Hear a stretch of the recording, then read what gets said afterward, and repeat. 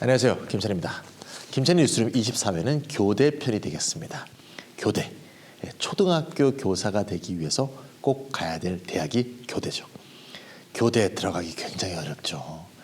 전국에 교대가 10개밖에 없고요.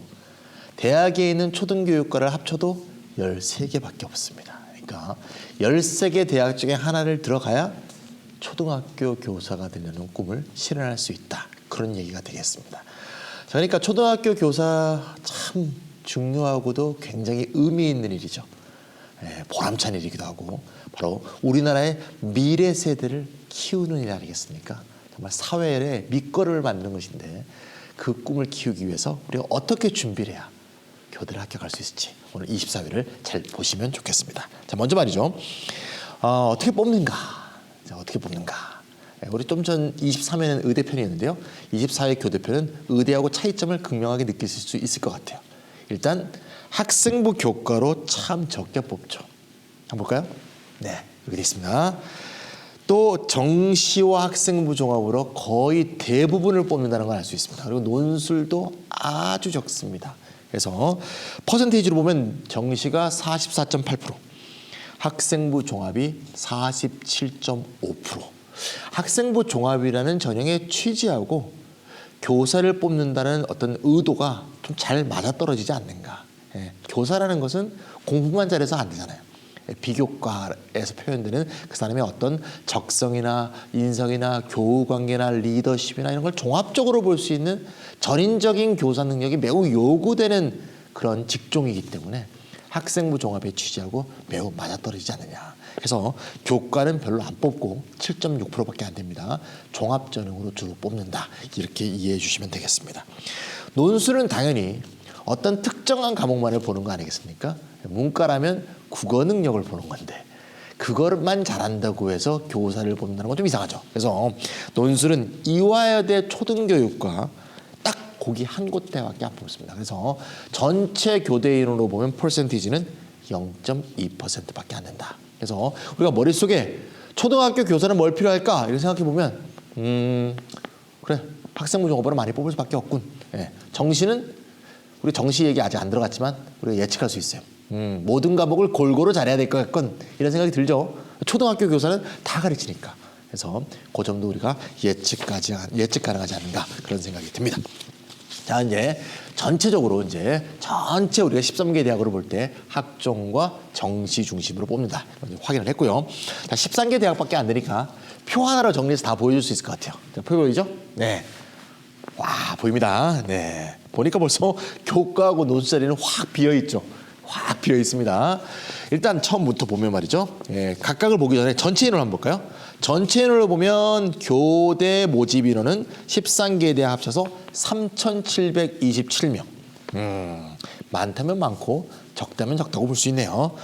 그중에서 수시로 뽑는 학생이 학생부 교과가 282명. 학생부 종합이 1,769명 많습니다. 논술은 2대 초등교육과 딱 6명. 정시 수능은 1,670명이 되겠습니다. 학생부 종합이 조금 많습니다만 2월이 좀 된다면 비슷해질 수도 있겠죠. 그래서 합쳐서 3,727명이다. 이렇게 보시면 되겠고요. 여기서 각각의 전형에서 가장 많이 뽑는 학교가 어디냐? 전부 다 경인교대라고 볼 수 있는데 논술은 빼고요. 왜냐하면 경인교대 인원이 제일 많습니다. 왜냐하면 경기도에 사람이 제일 많이 살아요. 서울보다 경기도 진짜 많죠. 그래서 경인교대가 전체 인원이 548명으로 제일 많습니다. 전체 인원이 제일 많으니까 정시도 제일 많아요. 225명. 학종도 제일 많습니다. 323명. 그래서 학종, 정시, 전체 인원 모두 경인교대가 굉장히 많다. 경인교대 들어가기 어렵죠. 서울교대, 이화여대, 경인교대 이 세 개가 제일 인기 있는 3개 대학이라고 볼 수 있겠죠.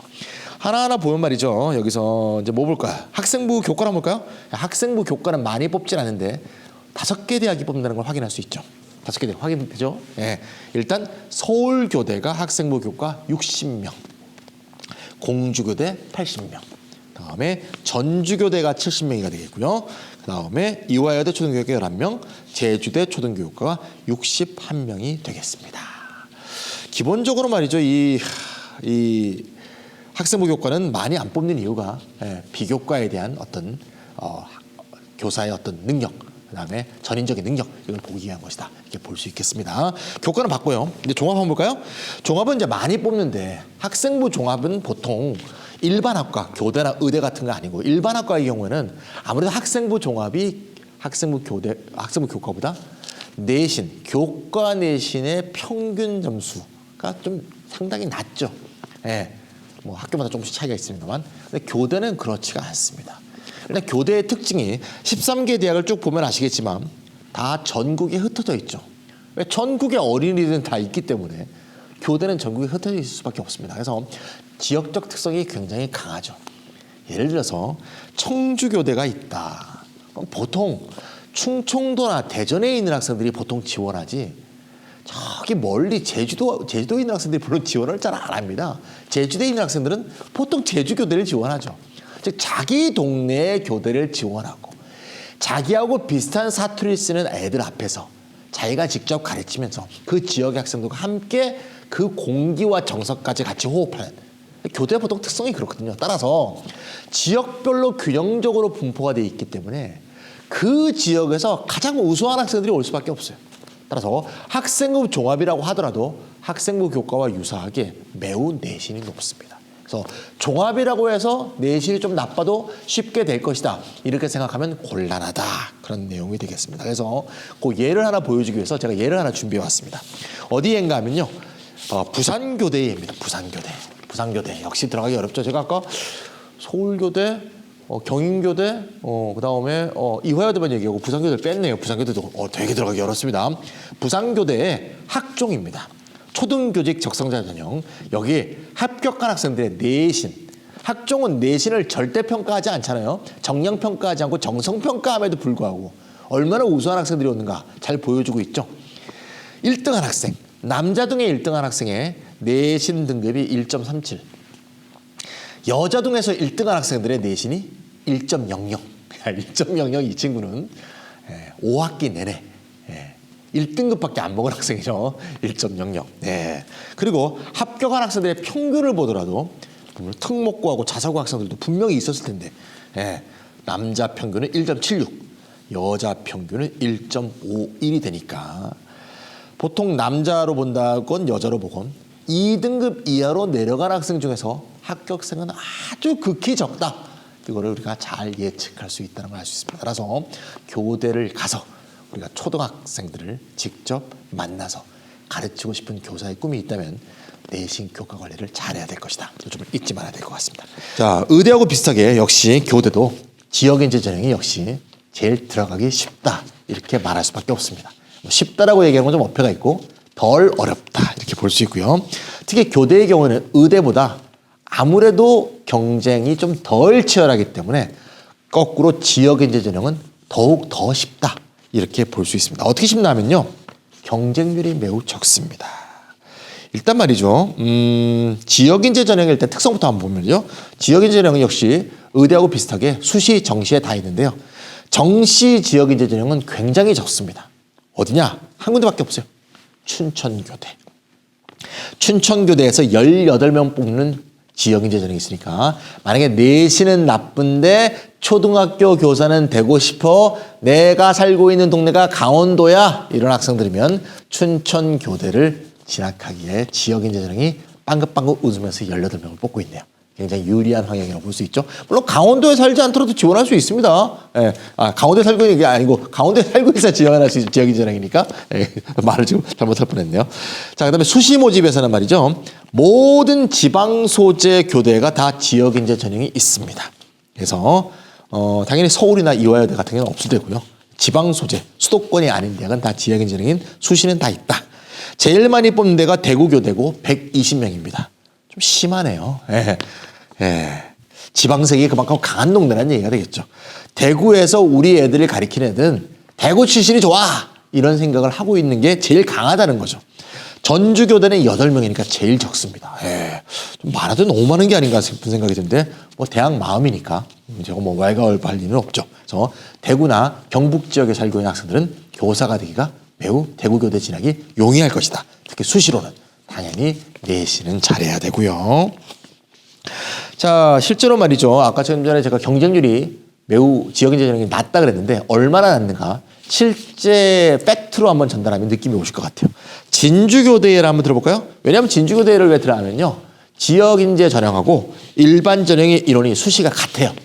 둘 다 105명이기 때문에 똑같은 조건에서 경쟁률이 어떻게 되는가 확인하기에 매우 좋은 사례이기 때문에 진주교대 일반 전형과 지역인재 전형의 수시를 비교해보면 자, 일반 전형인 교직 적성자 선발 전형은 10.72대 1이었죠, 작년에. 10대 1입니다. 그런데 지역인재 전형은 5.01대 1, 반도 안 되죠. 반도 안 되니까 얼마나 붙기 더 쉽나 느낌이 오시죠? 경쟁률이 반도 안 되는데 똑같은 애들이 왔을 때는 2배 쉬운 건데 근데 실제로 지원하는 학생들의 경우에 점수가 일반 학생보다 더 낮을 가능성도 높죠. 그렇기 때문에 더 쉬울 것이다. 이렇게 볼 수가 있습니다. 자, 수시는 그 정도로 하고요. 정시에게 넘어가 볼까요? 정시는 역시 영역별 가중치가 중요하죠. 어떤 과목에 더 가중치를 부여하느냐. 제가 처음에 얘기를 했지만 교사, 특히 초등학교 교사의 경우는 모든 과목을 다 잘해야 된다는 근본적 특성이 있기 때문에 특정 과목에만 가중치를 두는 건 옳지 않죠. 수학 가중치였다가 이과 초등교사 있나? 문과 초등교사 있나? 그건 아니잖아요. 따라서 대부분의 경우에 수학의 가중치가 없습니다. 그래서 보통 국어하고 수학이 비슷합니다. 교원대는 수학이 조금 국어보다 떨어지네요. 국어가 1로 기준으로 볼 때 수학이 0.91입니다만 거의 비슷하다고 볼 수 있죠. 그래서 수학의 가중치가 거의 없다. 이 점 꼭 확인하시고요. 탐구의 경우에도 사탐이건 과탐이건 대부분 상관없죠. 탐구의 경우에도 보통 1인 경우가 제일 많다. 탐구도 국어나 수학과 비슷하게 잘해야 된다. 이런 식의 어떤 의도가 담겨 있는 거죠. 하지만 세 개 학교, 대구교대, 그다음에 한국교원대, 제주도의 초등교육과 이 세 개 학교는 과탐 또는 사탐, 탐구가 1이 안 됩니다. 그래서 0.75나 0.8 사이에서 편성되어 있다는 걸 알 수가 있죠. 그래서 과탐을 만약에 조금 실수했더라도 여기에 지원하면 조금 덜 깎이니까 마지막에 정시에 지원할 때 그런 미세한 점까지 아날로그적으로 좀 확인하실 필요가 있다. 이렇게 보실 수 있겠습니다. 자, 우리가 영어 얘기를 안 할 수 없는데요. 영어는 이제 절대평가로 되어 있죠. 영어는 말이죠. 교대뿐이 아니고요. 의대, 교대, 사범대, 모든 일반 학과 다 마찬가지인데요. 영어는 점수 반영 방법이 세 가지가 있죠. 뭐가요?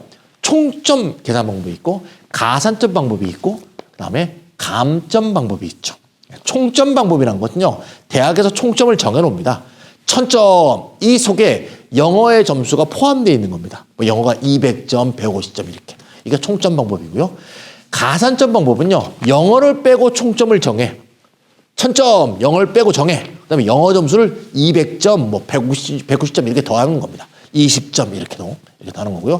감점은요, 영어를 빼고 총점을 정한 다음에 영어 2등급 이하를 점수를 총점에서 깎는 겁니다. 세 개가 방법이 다 다르죠. 총점을 구성하는 방법도 다르고 결국 최종 점수가 되는 방법도 다른데 가산점을 하건 총점을 하건 감점을 하건 그 퍼센티지라고 표현된 건 하나도 안 중요해요. 그러니까 예를 들면 가산점이건 감점이건 간에 예를 들면 다른 영어를 뺀 점수가 1000점이고 영어가 200점이면 1000점 중에서 20% 아닙니까? 그럼 그냥 20%로 표현되는 거고요. 만약에 20점이 영어다. 그러면 2%로 표현되는 거예요. 1000점 중에서 20점이니까. 20%건 2점이건 2%건 차이가 없어. 진정한 차이는 뭐죠? 1등급 먹은 학생과 2등급.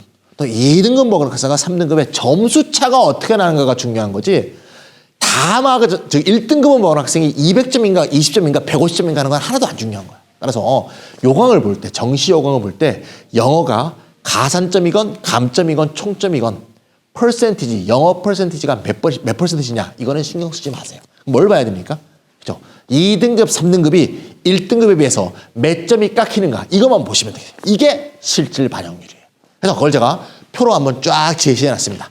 제가 제시한 별첨 자료에도 있는데요. 쭉 보시면 1등급이 다 다르죠? 왜? 감점이건 가산점이건 총점이건 간에 부여하는 만점이 다를 뿐이에요.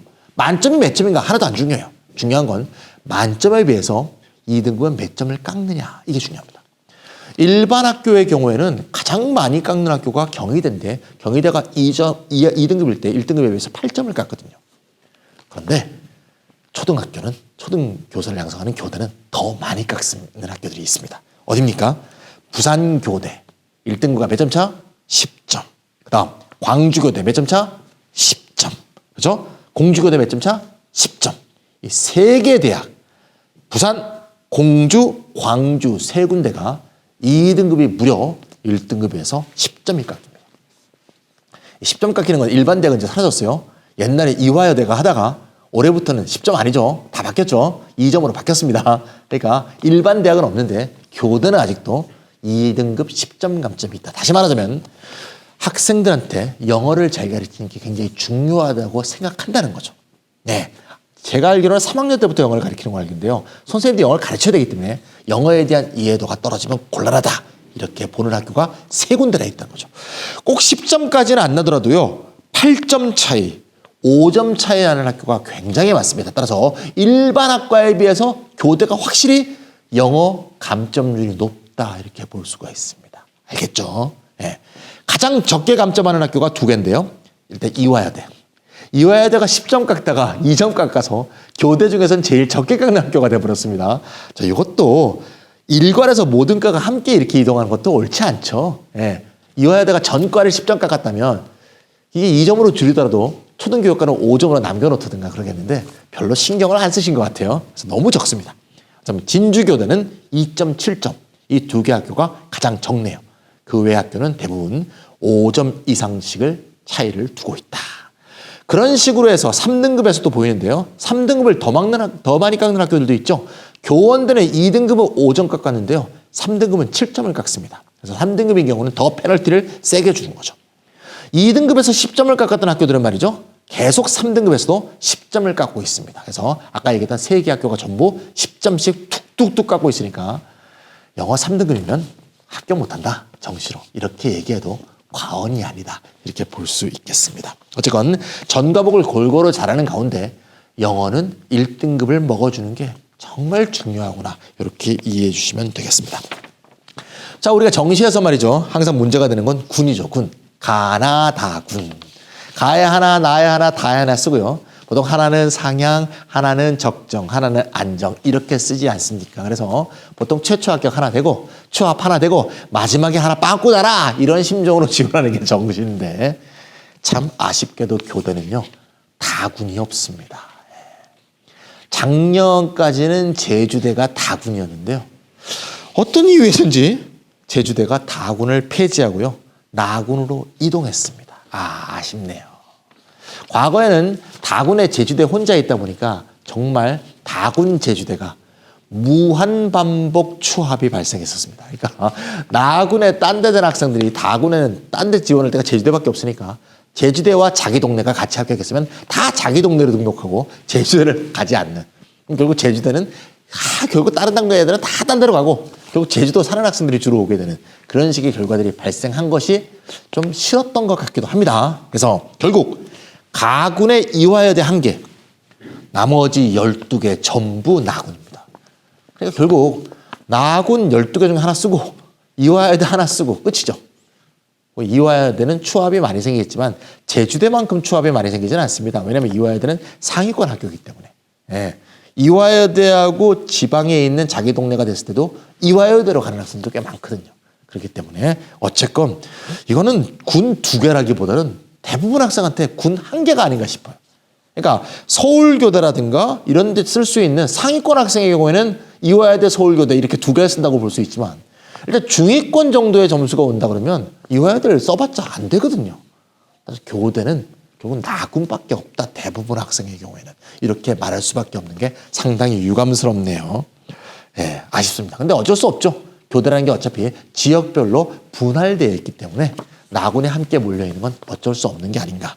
하지만 근데 교원대라든가 이런 건 좀 가군으로 이동하도록 할 수도 있을 텐데 어쨌든 아쉽습니다. 자, 정시 군에 대해서 살펴봤고요. 자, 정시도 면접을 본다는 얘기를 해볼게요. 우리가 면접은 보통 수시에서 보는데 우리가 의대에서도 살펴봤지만 교대에서도 정시에서 면접을 많이 봅니다. 안 보는 학교도 있어요. 안 보는 학교는 딱 두 개인데요. 이화여대하고 제주대가 안 봅니다. 이 두 개는 교대가 아니고 초등교육과죠. 그래서 다른 학과와 비슷하게 그냥 면접을 안 보는 거고요. 나머지는 전부 다 교원대를 포함해서 교대들은 전부 면접을 봅니다. 면접 보는 이유는 너무나 간단하죠. 교사가 돼서는 안 되는 사람을 가려내기 위한 거죠. 교사는 자기 인생만 망치는 게 아니죠. 잘못하게 되는 경우. 학생들의 어린 시절의 동심을 망칠 뿐만 아니라 사회 전체를 망칠 수가 있습니다. 잘못된 선생이라면. 그래서 좋은 선생님을 가려서 뽑아야 하기 때문에 면접을 보고 실제로 페이스 투 페이스에서 그 사람의 느낌을 실제로 면접관들이 느끼고 싶은 거겠죠. 그래서 대부분 면접을 보고요. 면접이 다 점수화됩니다. 그래서 많게는 30%까지, 적게는 3.9%까지 반영되는데 이런 수치는 항상 형식적 반영 비율이니까 3.9%면 안 중요하고 30%는 굉장히 커. 이렇게 생각하시면 안 돼요. 3.9%라고 해도 큰 점수를 부여해서 점수폭을 크게 할 수가 있어요. 그거는 면접관이나 학교 정책에 따라서 다릅니다. 그리고 3.9%라고 점수폭을 크게 안 준다 하더라도 워낙 상위권 학생들이 치열하게 경쟁하는 교육이기 때문에 점수차가 별로 안 나요.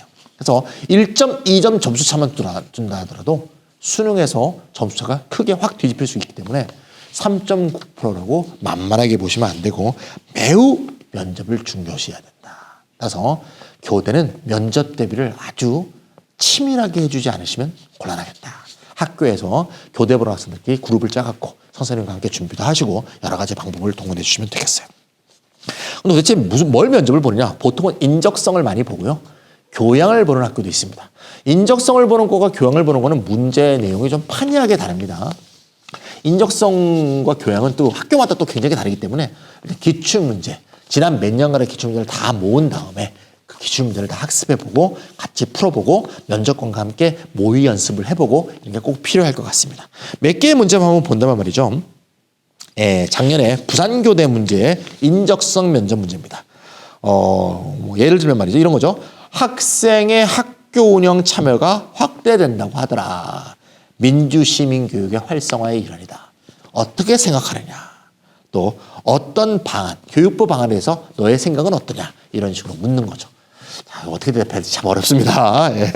교육부를 무조건 지지하는 것도 아닐 것 같고 자기의 소신껏 교사의 양심과 소신에 맞도록 일관된 논리를 펼치는 게 중요하겠죠. 또 이런 문제도 제출됐습니다.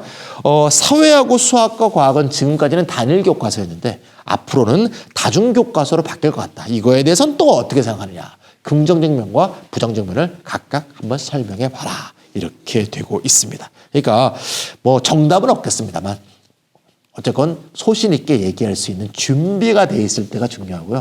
준비가 안 돼 있으면 면접은 항상 당황하게 돼 있죠. 제가 아는 친구의 아들이 작년에 고려대, 이건 교대는 아닙니다만 고려대 어떤 학과에 면접을 보러 갔는데요. 갑자기 생각이 안 나더래요. 왜? 면접 내용이 이런 거였습니다. 처음에는 버스를 탔는데 두 번째는 버스를 못 타고 택시를 탈 확률, 대충 그런 거였답니다. 근데 갑자기 답을 모르겠더랍니다. 그래서 이 학생이 뭐라고 대답했냐면 제 친구의 아들입니다. 팀원을 구해서 버스를 탄다고 대답했답니다. 자, 택시를 탈 확률을 얘기하는데 당황하니까 팀원을 구해서 버스를 탄다. 이런 게 준비가 안 된 면접에 발생할 수 있는 아주 해프닝이죠. 근데 되긴 됐어요. 합격을 했습니다. 다른 거는 잘 봤나 봅니다. 어쨌건. 그래서 수습은 대충 했나 봅니다. 어쨌건 면접은 준비를 한 사람이 잘한다. 잊지 마시고요. 성격적으로도 대인 면접에서 약간 자기가 자신감이 없는 학생들은 자꾸 그걸 극복하기 위해서 면접 연습을 많이 해야 되겠습니다. 서울교대 문제를 한번 볼까요? 서울교대는 말이죠. 교양 문제를 인적성과 함께 보는데요. 서울교대에 출제됐던 교양 문제 이런 문제가 나왔었습니다. 공원의 전경을 먼저 보여줍니다. 공원의 사진을 보여준 다음에 이 공원을 바꾸고 싶다. 그럼 일단 그 사진을 봤으니까 그 사진에서 바꾸어야 될 지점이 좀 보이겠죠. 공원을 개선하려고 한다. 이때 학생들에게 던질 수 있는 탐구 질문 5개를 한번 마련해봐라.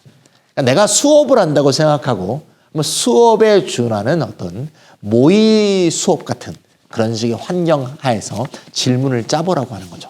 즉석에서 짜는 거니까 어떤 사진에 있는 특성을 표현해야 될 것인지 아니면 공원의 일반적인 조성 원칙에 대한 얘기를 할 것인지 이거를 잘 좋아야 될 것인지 그때그때 생각에 맞게 5개를 잘 잡아야 되겠죠. 그래서 어쨌건 교사의 총체적인 능력을 뽑기 위해서 여러 가지를 묻는다 이렇게 보실 수 있겠습니다.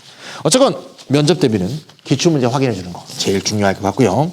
지금까지 2020 교대 입시에 대해서 쭉 살펴봤는데요. 어쨌건 교대, 초등학생. 최근에 초등학생은 저도 자주 보지 못했습니다만 초등학생이 과거 초등학생과는 많이 다르다 그러죠. 여러 가지 환경의 변화가 있겠죠. 과거의 초등학생이라는 건 사실 부모님과 교사 말고는 만날 수 있는 대상이 별로 없었죠. 아니면 친구 그랬겠죠. 근데 최근은 누구나 다 세계를 손에 들고 다니고 있는 세상이 됐죠. 핸드폰, 스마트폰 자체가 항상 손안에 세계의 모든 모습을 들고 다니는 겁니다. 오늘 스리랑카에서 폭탄이 8군데 터졌대다. 그래서 어디서 이런 민망한 일이 터졌대다. 이걸 항상 보고 다니는 세상이죠. 그래서 그만큼 아마 초등학생들의 교육이 예전보다 훨씬 어려워진 상황이 아닌가 싶습니다. 그만큼 여러분들의 책임과 여러분들의 임무가 정말 막강하고 정말 막중해진 상황이 아닌가 그런 생각이 드네요. 그래서 아무쪼록 열심히 공부하시고 꿈을 키워주셔서 우리의 미래, 그다음에 인류의 미래를 짊어질 우리 어린이들 잘 가르치시는 일선에서 봉사해 주시길 바라는 바입니다. 이것으로 김찬희 뉴스룸 24를 마치겠습니다.